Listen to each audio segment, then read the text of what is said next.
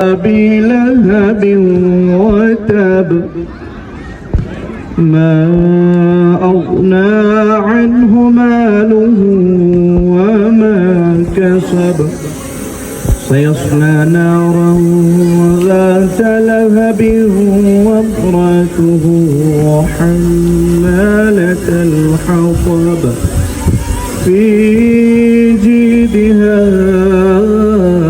حبل من مسد صدق الله العظيم.